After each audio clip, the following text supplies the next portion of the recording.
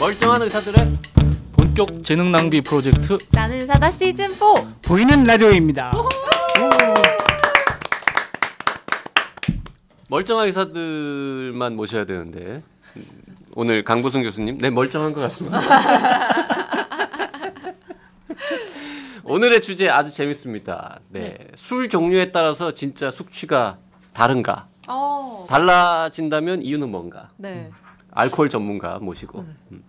제가 질문할게요. 혹시 나는 이 술을 마시면 유독 숙취가 심하더라 하는 거 있나요? 와인. 강 교수님은요? 저도 와인. 막걸리. 막걸리. 저도 와인 막걸리 같은 동동주 뭐 이런 걸 마시면 그 다음날 너무 머리가 아프더라고요. 근데 또 독주나 뭐 이런 거 마시면 또 괜찮아요. 그죠. 왜 위스키 뭐 이런 거? 그런 걸 마시면 괜찮은데. 그게 비싸고 싸고는 상관없죠? 네네. 네? 비싼 거 먹으면 머리가 덜 아프다는 사람도 있긴 하던데. 그런 거 같은데? 살짝 관계가 있기는 있는 것 같아요. 비싼 걸 많이 못 먹어서 그런 거 아닐까? 그런가? 섭취의 총량하고 관계 있는 거 아닐까요? 그러니까 그 전설의 술이라는 거가 있어요. 캡틴 큐라고. 저는 본 적은 없는데 인터넷에 짤이 돌아다니거든요. 12월 24일에 마시면 12월 26일에 깬다는. 캡틴 큐 알면은 옛날 사람이죠. 그거 요새 젊은 분들도 알아요. 인터넷에 막 떠돌아다녔거든요. 저기요. 자, 눈 안 마주치시네요. 자, 강보승 교수님, 우리가 와인 먹으면 흔히 머리가 더 아프다. 맞아요. 사실입니까? 일단 근데 숙취가 뭔지를 조금 이해하실 필요가 있어요. 예. 숙취? 머리 아픈 거. 막 구토할 것 같은 거. 속이 좀 안 좋은 거. 또 뭐가 있죠? 그런 게 숙취 아니에요? 숙취는 술 먹은 다음 날 새벽이나 아침에 주로 발생하는 게 특징이고요. 그럼 취한 상태에서 어지럽고 막 해롱해롱 하는 거는 숙취라고 우리가 안 부르는군요. 그거는 술취라고 부르는 게 차라리 술에 취한 술취라고 하는 게 더 숙취가 제일 심할 때 혈중 알코올 농도는 0으로 떨어져요. 그러니까 말짱해요. 정신 상태는. 하지만 몸은 굉장히 힘들죠. 네. 그거는 알코올은 다 분해가 되어서 0이 됐는데 그놈들이 다 그 문제를 일으키는 알데히드로 바뀌었기 때문입니까? 그렇게들 보고 있습니다. 똑똑해. 좋겠다. 그러면은 알코올은 0이라는 거는 그렇구나. 그래서 보통 음주를 끝내고 6시간 정도 있다가 숙취가 가장 심해진다 이렇게들 얘기를 해요. 6시간. 6시간. 물론 저기 밤새서 뭐 아침까지 술 마시는 건 완전히 다른 얘기지만 술을 마지막으로 마신 시간부터 대략 6시간. 6시간 후에 알코올 농도는 0으로 떨어질 때 그때 숙취가 좀 심해지는 거죠. 그래. 써니도 아침 6시에 제일 머리 아프잖아. 보통 12시까지 먹으니까. 아닌데요. 3시까지 먹는데요. 점심 때까지는. 네. 그러면 숙취가 예를 들어서 6시간 이후에 제일 심한데 언제쯤 되면 해소되는 거예요? 평균적으로? 궁금하다. 주량의 그 음주량에 따라 다른가? 그건 일단 그 알데히드 효소의 그 성능 따라서 좀 다르고요. 30% 효소 약한 분들은 뭐 하루 이틀 이렇게 더 길어지기도 하고요. 그다음에 효소 괜찮으면서 비상 시스템이 잘 발달돼 있는 분들은 좀 일찍 앞당겨질 수도 있고요. 그날 컨디션도 중요하고. 그 대략의 평균선 같은 게 있어요? 성인 남자 성인의 경우에 뭐 몇 시간 정도? 개인차가 큰 건가요? 개인차가 좀 크다고 봐야 되는데 되게 그 다음 날 한 오후쯤 되면은 좀 경험적으로 많이들 좋아지시잖아요. 보통 나이 먹으면 술이 좀 천천히 깬다. 똑같이 밤 12시까지 막 부어라 마셔라 마셨는데 뭐 20대 30대 젊은 친구들은 그 다음 아침에 쌩쌩한데 뭐 40, 50대 부장님들은 골골하고 이거는 왜 그런 거예요? 10살만 차이 나도 다르던데 진짜. 정말 좋은 질문하셨습니다. 그 책이 사실은 제 책에 그 부분을 좀 강조를 했어요. 2부 마지막에. 그 효소가 그 포유류의 영장류의 가장 기본일 것 같아서 변하지 않을 것 같은데 효소가 사실은 40 중반 넘어가면 약해져요. 40 중반. 아 예. 자연스럽게 약해지는 그 거예요. 효소가 기질을 해결하는 그 위치에 딴 게 와서 붙어요. 그래가지고 효소의 성능이 좀 떨어져요. 뭐가 와서 붙는 거예요? 그래서 지금 설명하기로는 뭐 알데히드 이런 계열들 얘기하거든요. 몸속에서 스스로 만들어지는 알데히드들을 네네. 들이 그 효소의 성능을 떨어뜨리죠. 그것도 일종의 노화라고 볼 수 있어요. 노화군요. 근데 이 그러면 45세 되기 전에 많이 먹어야겠네요. 그럼 이 노화가 좀 빨리 오겠죠. 근데 이 책이 제목들이 너무 재밌어요. 그렇죠. 네. 뭐 알코올분의 2번 타자 타석에서다 이런 거는 말할 것도 없고 숙취와 노화의 닮은 꼴 활성산소가 아니고 활성알데하이드야 기름의 노화 아까 그 얘기군요. 술 한 잔이 깨우는 노화의 방패 이것도 너무 시적인 표현이고 제목만 보면 진짜 이거 막 빨리 읽어보고 싶다 이런 생각이 드는데 저렇게 말하니까 진짜 PPL 같다. PPL 아니에요. 네. PPL 자, 환영합니다.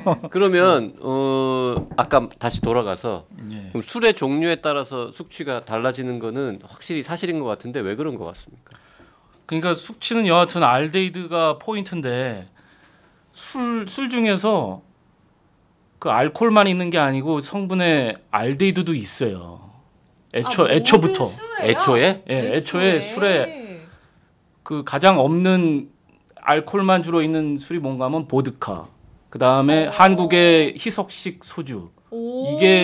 이거는 거의 알코올만 있고 알데히드는 별로 없고요. 왜냐면 그래서 그 술에 특히 괜찮은 사람들이 있어. 맞아. 네, 딴 술은 막 얼굴 희석식 빨개지는데. 소주라는 거는 우리 더 비싼 무슨 안동 소주 뭐 이런 계열은 아니라는 얘기입니까? 그거는 아닌 걸로 알고 있습니다. 제가. 근데 와인 같은 경우에는 기본적으로 알코올 말고도 알데히드가 많은 거죠. 원래부터? 예. 저는 사실 그렇게 생각했어요. 와인이라 함은 자고로 이제 외국에서 이렇게 스테이크를 썰거나 이런 거 하면서 이렇게 아주 조금 따라서 이렇게 흔들고 홀짝. 냄새 맡고 이렇게 조금씩 마시는 건데 한국인은 좀 다르게 와인을 이제 1인당 한 병씩 마시고 막 옆에 뭐, 끼고 킵하고 옆에 끼고 먹어야 먹고 막 그래서 양을 더 많이 먹어서 숙취가 심한 건가라고 생각을 했는데 꼭 그런 건 아닐 수도 있는 거네요. 그거 자체가 그러니까 알데히드가 많아서. 소주로 취기가 올라오는 거하고 네. 그 와인으로 취기가 올라오는 또 빠른 것 거하고 같아요. 그 와인을 먹었을 때 알데히드의 총 양이? 몸속에 미치는 영향이 제일 더 높다고 할 수 있죠. 그러니까. 그럼 단순히 그냥 술 종류에 따라서 원래 들어있는 알데히드의 양이 다르기 때문입니까? 주종에 네. 따라서 숙취가 생기는 거는? 근데 우리 보통은 상식적으로는 그냥 소위 불순물, 뭐 과일 찌꺼기, 포도 찌꺼기, 뭐 첨가물 이런 것 때문에 숙취가 더 심하다라고 알고 있는데 그거 아니에요? 그것들도 영향이 완전히 없다고 할 수는 없는데 그건 좀 마이너한 것 같고요. 제일 큰 거는 알데히드의 농도인 것 같아요. 그 술에 있는. 그럼 알데히드가 유난히 많은 술은 뭐예요? 대표적인 게 와인이고요.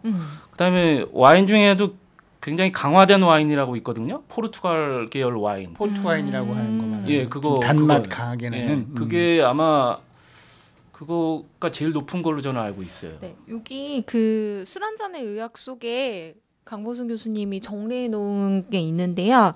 그 유럽 일반 와인 같은 경우에 이제 도수 한 12% 정도, 12도 정도 되는 거는 리터당 알데하이드가 34에서 70.8mg 정도가 들어있대요. 그리고 스페인 강화 와인 방금 말씀하신 거는 쉐리라고 되어 쉐리, 있네요. 네, 쉐리라고 되어 있는 거는 15도짜리인데 리터당 156에서 366mg이 들어있다고 합니다. 알코올은 그냥 조금 높은데 아세트알데히드 농도는 엄청 5배 네. 높다고? 그런데 되게 신기한 건 보드카 39도짜리 보드카의 경우에는 1리터에 알데하이드가 3에서 7.2mg밖에 안 들어있어요. 오.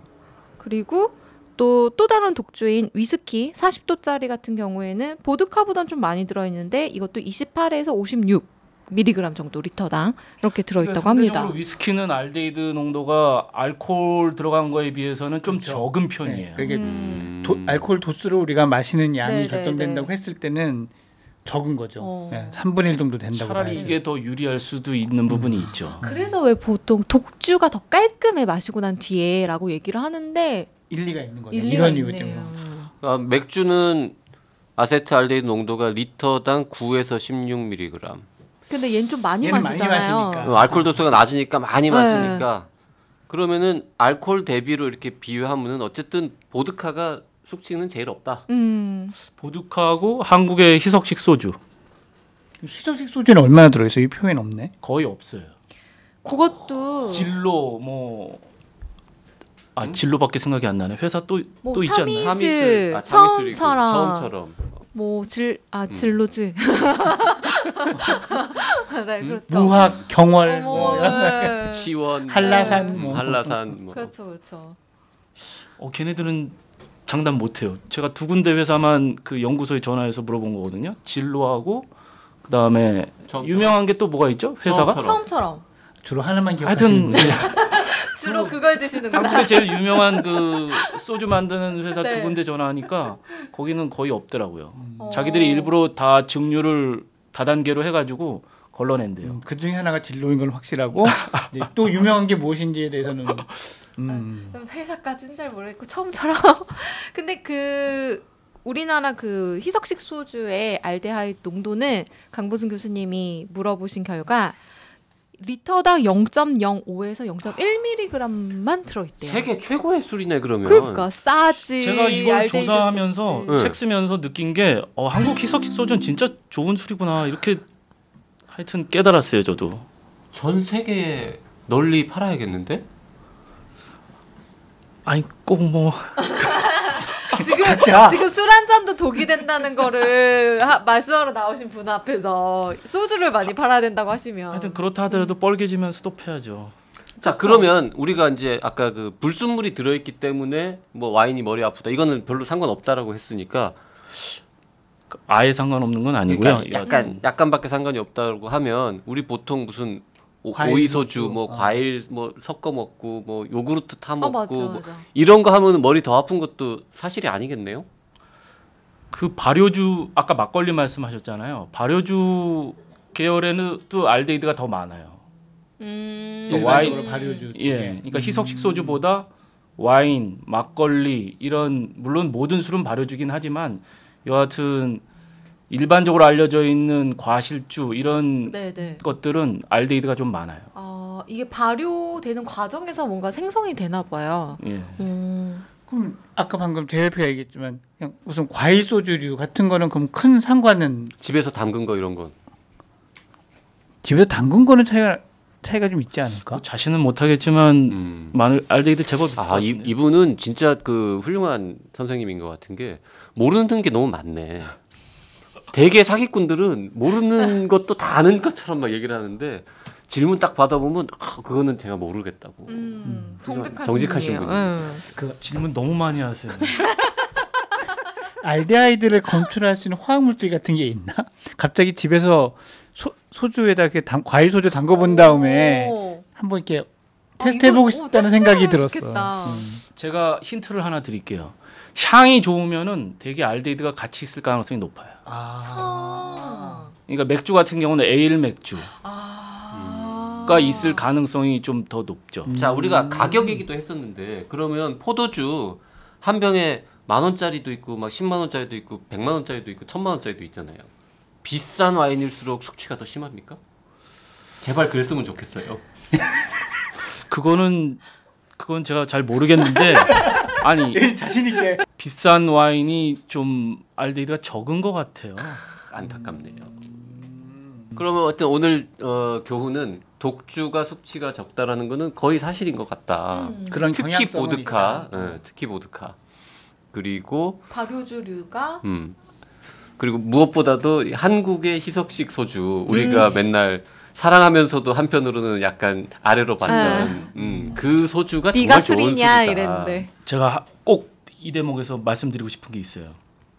그러니까 결국 제일 중요한 건 음주 능력이거든요. 네. 한국인의 음주 능력인데, 그러니까 다음 날 술 먹고 다음 날 완전히 멀쩡한 게 그게 주량이에요. 그걸 넘쳐서 몸이 약간이라도 불편하거나 뭐 찌뿌둥하거나 이러면은 알데히드 공격을 받은 거거든요. 네. 그러니까 그거 생기지 않을 정도로만 마시는 게 제일 일단은 중요하고요. 그걸 좀 강조하고 싶은데 여기서 하나 드리고 싶은 말씀이 술을 가끔 먹는 효소 괜찮은 70%도 20% 소주 반병 이상을 먹으면 대개는 숙취가 생겨요. 알데히드 공격을 받아요. 그러니까 자주 먹는 사람은 비상 시스템이 발달하기 때문에 20도짜리 소주 반병 이상을 마셔도 숙취가 안 생길 수는 있는데 가끔 먹어가지고 비상 시스템이 발달되지 않은 분들은 대개 반병 이상을 먹으면 숙취가 생겨요. 이건 되게 중요한 포인트인 것 같아요. 우리가 보통 이제 청소년들한테나 이렇게 주량이라는 걸 가르칠 때 마시고 실수하지 않고 그 다음날 일에 지장이 없는 이 기준이 되는 경우가 많거든요. 그래서 그걸 청소년한테도 알려줘요 요새는? 얘기를 하죠. 왜냐면 마신 애들이 있으니까. 근데 그 좀 나도 생각을 좀 다시 해봐야 되겠죠. 그럼 애들이 한번 토하고 나면 괜찮아요. 이러기도 하고.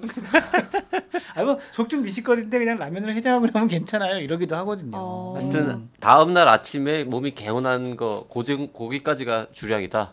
완벽히 깨끗해야죠, 그러니까. 저 개인적인 얘기하면 저 술 잘 못 먹는데 예를 들어서 20도짜리 소주를 반병을 먹었다.